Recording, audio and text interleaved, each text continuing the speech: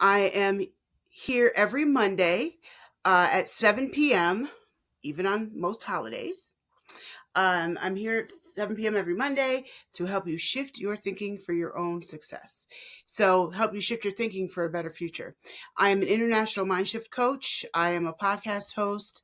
I have a worldwide international audio blog, and I do several other things. You can always go to fatimabey.com to learn more. But on Mondays, I'm here to help you to shift your thinking for your own success. So, I have recently done a leadership series, and I am now starting a new series. So the new series, the leadership series went, I don't know how many weeks, but I might do a part 2 to that series. That may come back. But for now, I'm starting a new 12-week series today. So today's series is this week's series is called "You Already Know This." Got to say it just like that. You already know this. So it's a 12-week series. And the reason why it's called You Already Know This is because over these 12 weeks, we're going to focus on 12 self-help cliches. That means all the stuff that you hear from everybody all the time that we're all really tired of hearing. And you are enough. Everything happens for a reason. And all the other bobblehead stuff we're tired of hearing. We're going to take a deep dive into those cliches, why they've become cliches, why they've become useless, although they shouldn't be. And then we're going to take a deeper dive into, the reason I started doing this series is because a lot of times we hear things and we learn things and we say, but I know that already, but we don't recognize them. Knowing something and recognizing how to live it out in your life are completely different things. So, with this series, we're going to take a deep dive into every single cliche. And hopefully by the end of it, you will begin to hear things differently. You'll begin to see things differently. But most importantly, you'll be able to see yourself and its parts, yourself and your life and its parts differently. So one of the reasons these things have become cliched is they've been overused. Every time somebody wants to say something, they don't know what to say. Instead of being quiet, they just come up with the next buzzword. That's a cliche. If you want to know what a cliche is, it's the current buzzword. It's the thing that's been overused, said all the time, and we've become numb to the meaning of these terms and these words. And it's a problem. And this is specifically for those of you, this is for everybody, but for those of you especially who are running from seminar to seminar, you're running from conference to conference, you're listening to everybody on YouTube, you're going to everybody's taking all these courses, yet nothing changes. And sometimes it's because the courses you're going to are full of fluff and don't give you anything tangible to take home. But there are some courses, seminars, and conferences that are excellent, full of excellent advice with people saying all the right and true things. However, one of the biggest issues is not being able to recognize when the said principle that they taught is in your face. We all agree that we shouldn't waste time. But then let's break down your day and see how much time you wasted. You see, you understand the concept. That doesn't mean you recognize it. And that's what I'm here to help you to break down and decipher in your own life, because sometimes we can be blind to it. And by the way, I'm not teaching you anything that I haven't had to learn myself. I myself, the teacher of wisdom, who's always all my life giving people advice, always coming to me for advice, and I'm always talking about, these different big philosophical things, right? And sometimes I've made a teaching, even during this series, and had to go back and go, oh, I'm not really fully applying that. And sometimes I'm applying it partially, but not in this area of my life. So even I have had to go back and say, oh my God, I am teaching something that is true and right, but I'm not really completely applying it right here. And so I have to go back and look at myself. And by the way, and any of you who are coaches and teachers of any kind, you've done this too. And the reason why you've done it is because we're human. And as humans, we can't be objectives about ourselves. It's hard to be objective about ourselves. So it's hard to see what it's so easy to see in everybody else. That's why we need other people around us, or we need situations to point things out to us. And so if I'm talking about you in some of these, good. Take that as a way to work on it. Take that as a way, okay, now I can see. My hopes are to take the blinders off that are keeping you from accomplishing. It's like this. The keys to the kingdom are in your back pocket. They were in the last seminar you took. You just forgot it was there. So I'm going to help you do that. All right. So today, we're going to start off with the series with "You Are Enough," and I'm going to say every single one of them airheaded like that, because unfortunately, that is how it comes across most of the time. So, you are enough. We're all so tired of hearing that. The problem is the people that need to believe it most don't hear it at all. They hear it, but they don't believe it. And you saying it to me ain't gonna make me believe it either. Saying you are enough. I'm gonna follow my list and not get ahead of myself, because I like to do that. All right. So let's talk about you are enough. We see it on coffee mugs, we see it on Instagram bios, and we see it all the time. And most of the time when I see that, I do not take them seriously because of the fact that it's so overused and misused. I have to look past that to see if there's any substance there, and then I can take them seriously. So we hear it so often that it's just become like white noise. It's just become something that we constantly hear. And I know you're probably just as tired of hearing it as me. And if you're one of these people that uses this constantly, okay, fine. I want you to listen to today's message and rethink if you want to keep using it, or take a deeper dive into it when you use it or how you use it. So I'm here to plant thought seeds. So the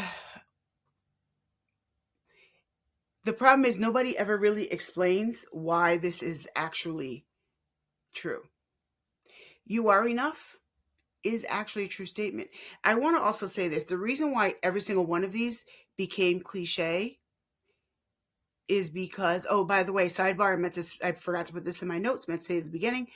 If you want to see the whole series and what I'm going to talk about each week, go to fatimabey.com/events. It is on my page. So all of them are there. When I'm going to talk about which cliche I'm talking about. But I want to also say every single one of these cliches, including this one, started off because it was true.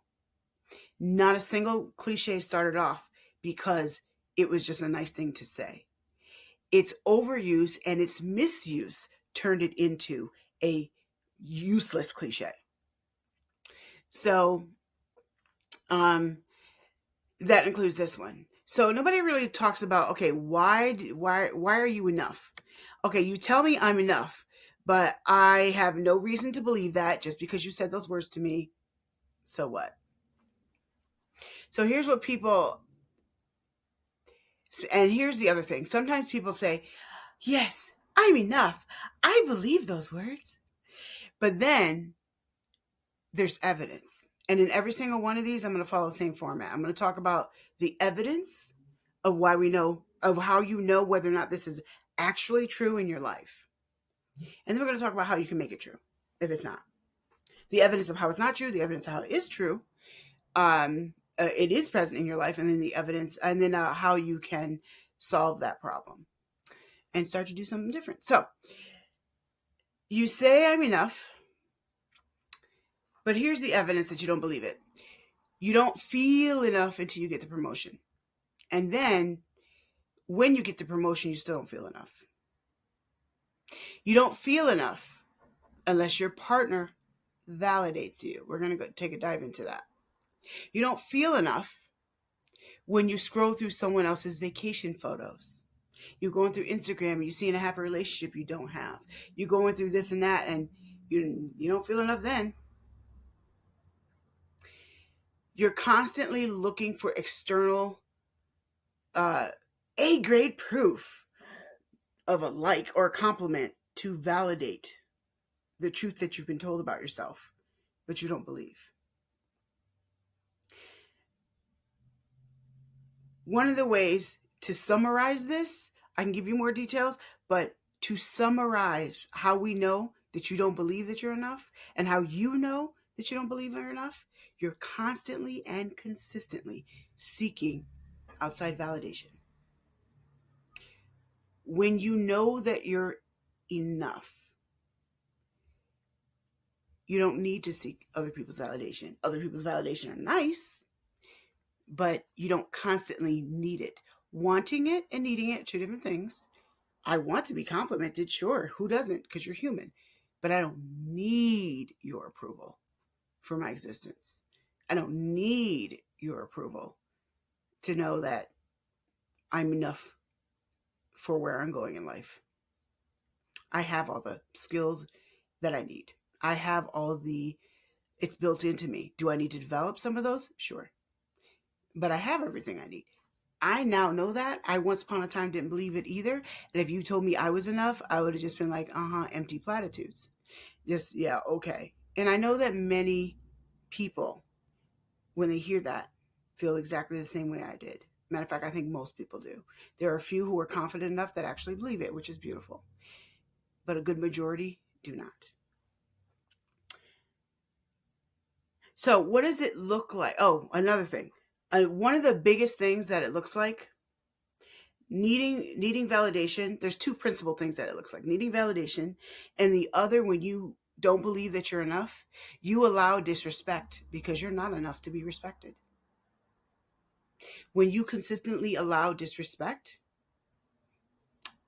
it's evidence that you don't believe you're enough.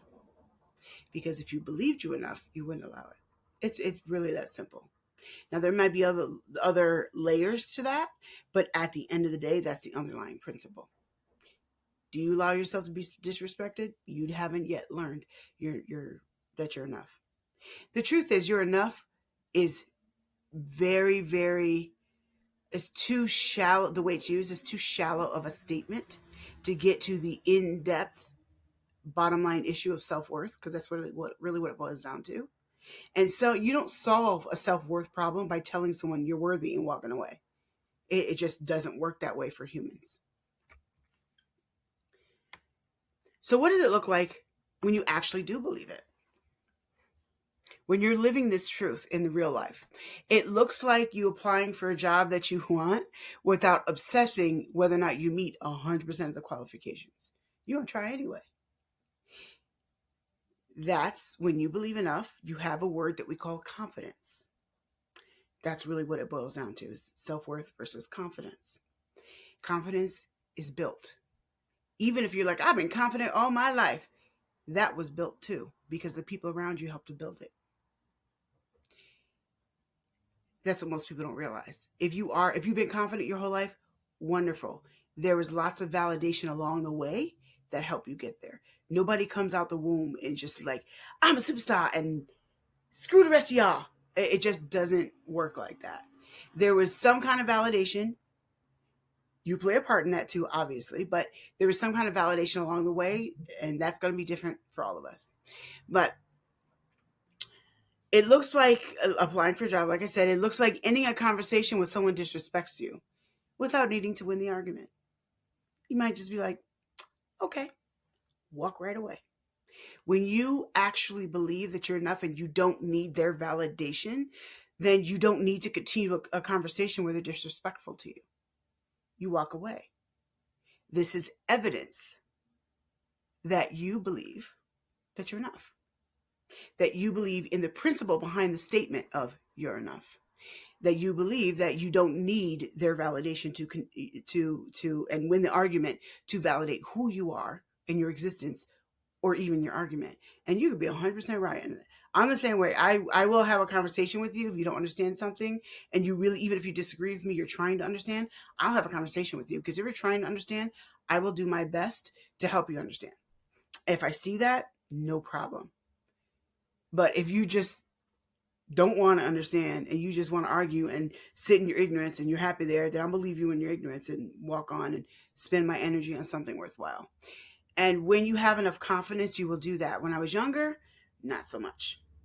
Not so much when I was younger, because I didn't have the confidence to understand that it's wiser to not waste energy in a wasteful conversation. It depends on who you're talking to. You won't get the same reaction out of me for everyone because everyone's not the same. So I react according to who I'm talking to. So some people I will stay and have a conversation. Some people, I gotta go. It looks like resting without guilt because you know your value isn't tied to your productivity. Now, this is a big one, and especially for leaders, and this was a big one for me, huge. It is okay to take a break. Once you understand your value and that you need to value yourself enough to take a break, you don't feel guilty about it. One of the reasons you feel guilty for taking a break is because of the fact that your self-worth should be here and it's down here. I'm going to get to why you are enough, and not without just telling you you're enough. It's the quiet knowing that you believe that you're enough. In other words, that you believe in your self-worth.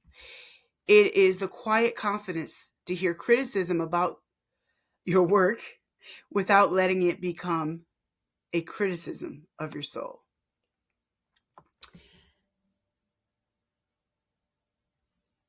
This is one that is ego gets in the way of it sometimes. But I'm not talking about the ego part right now. I'm talking about when you have the confidence enough to know that, okay, do you take the criticism? Always, you should take constructive criticism because we all need to build, right? However, oh, by the way, I must say, I do not, oops. All right. As far as,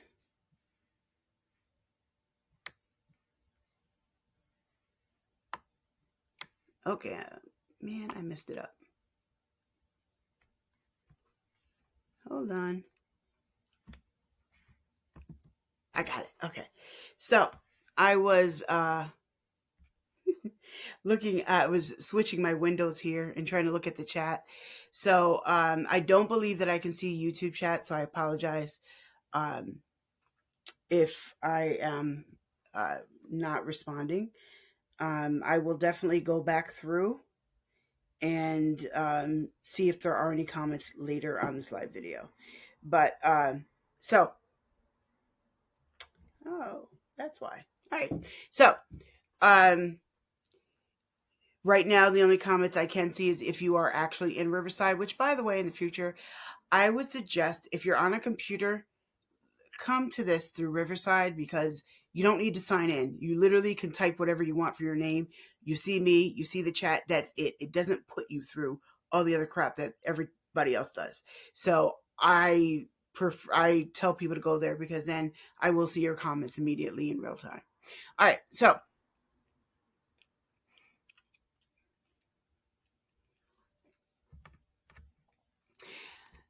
I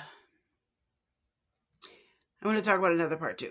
So it's the quiet confidence to hear criticism about your work without letting it become criticism of your soul. So if someone criticizes your work, it doesn't mean that they're saying you're a horrible person, you suck, you should just die. Like some of us actually literally will take it that way. We'll take it to that extreme because we aren't yet sure who we are, don't have enough confidence in who we are. So we take a criticism of a thing as a criticism of our personal selves. Once you know you're enough, you don't do that because you recognize the difference. So I want to give balance to this conversation because one of the issues, I want to give balance to the conversations because one of the things when people hear this principle, when they hear this, you're enough, they use it for laziness. So there's a temptation of when you hear you're enough and you use it as an excuse for apathy to say, well, if I'm already enough, I don't need to try to grow. That's a trap. So you got to be careful of that too. Just because we say you're enough doesn't mean you're enough sitting there on your behind doing nothing. It means that the inner core of who you were built to be is enough to where you need to go. Those are very, very different things. So The balance, the balance is this: your inherent worth as a human being, created with purpose, is complete and non-negotiable, with or without my approval or anyone's approval or anyone's validation. So when you're enough, that is actually what we're talking about. That's actually what the statement originally came from anyway. When people, when its original intent, when people say you are enough, they are talking about the core of who you are, your existence, your being, your creation. Not you are enough as you are, and you don't need to try to grow, and you don't need to try to do better, and you don't need to learn. That is not what that statement means. And unfortunately, that's part of the misuse I was talking about. People misuse that statement to excuse laziness, to excuse not trying. That is not its intention. So the skills you have today may not be enough for your career that you want tomorrow. So that's where that comes in. Yes, you are enough for who you're created to be, but you might not be enough today for that position you want tomorrow. You might need to go to school. You might need to get some training. You might need to get an education on that topic. You might need to work in that field so you really get a better understanding. That doesn't mean that you're not enough as a person. There's a difference. Hear the difference.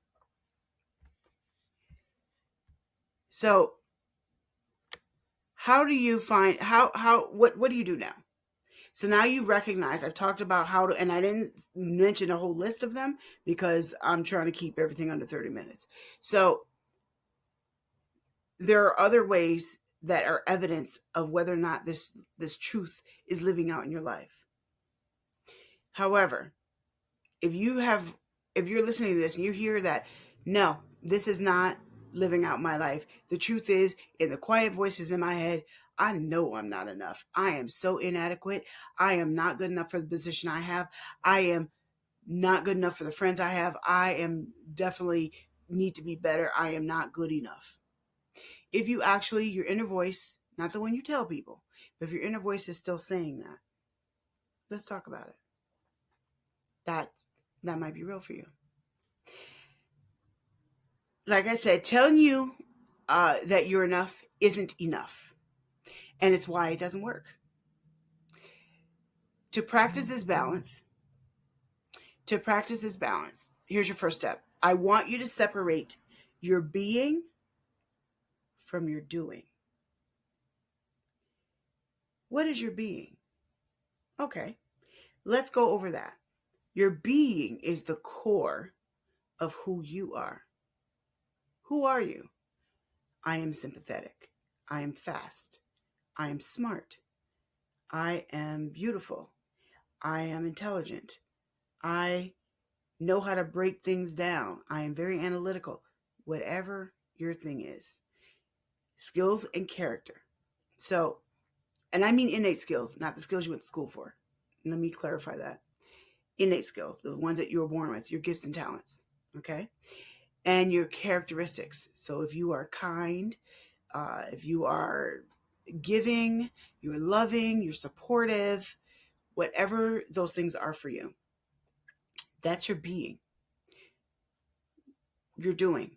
Well, my doing. I go to work, I buy food for my kids, I cook, I take care of my girlfriend, whatever it is for you. Those are your actions, your action items.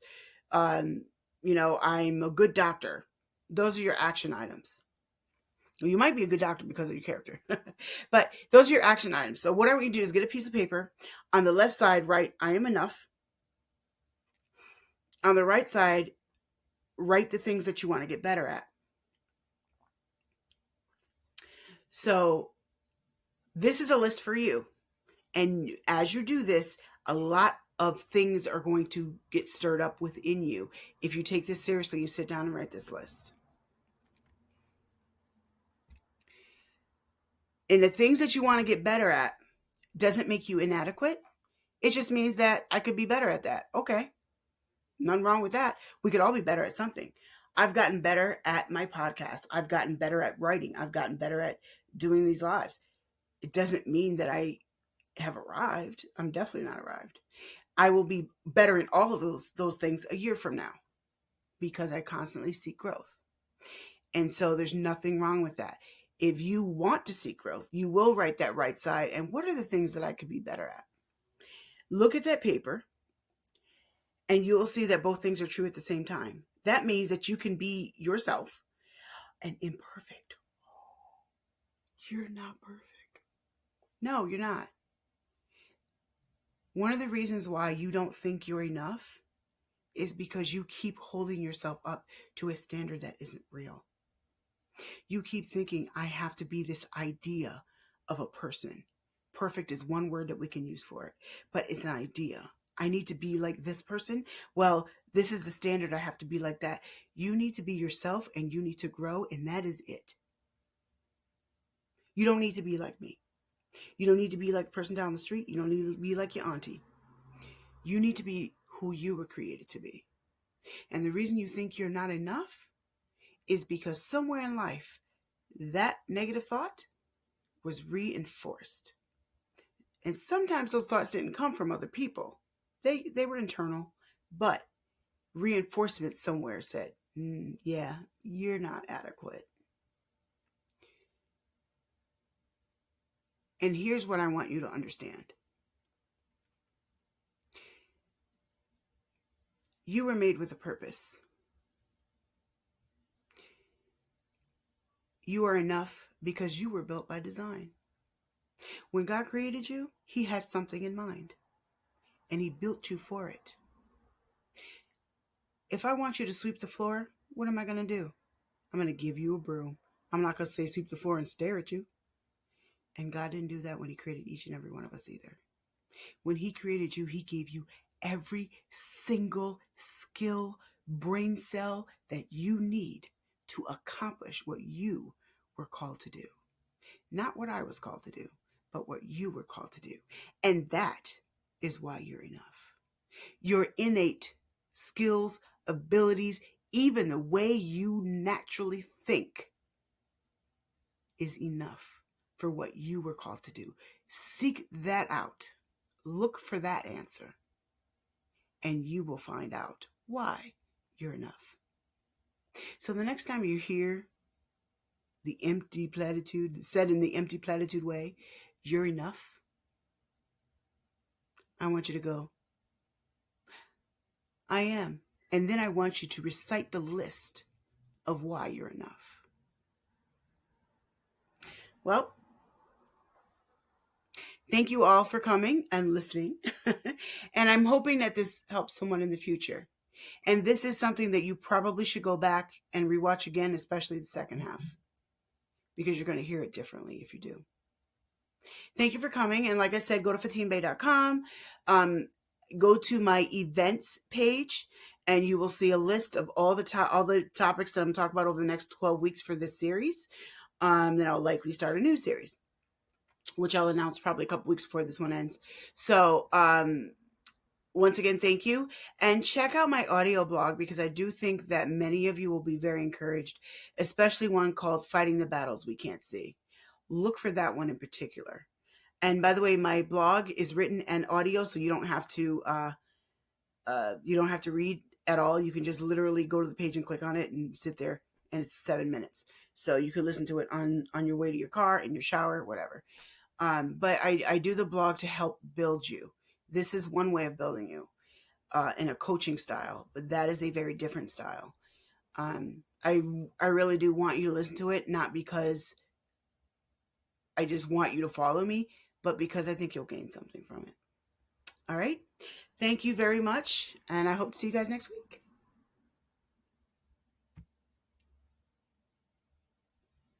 This time? Okay.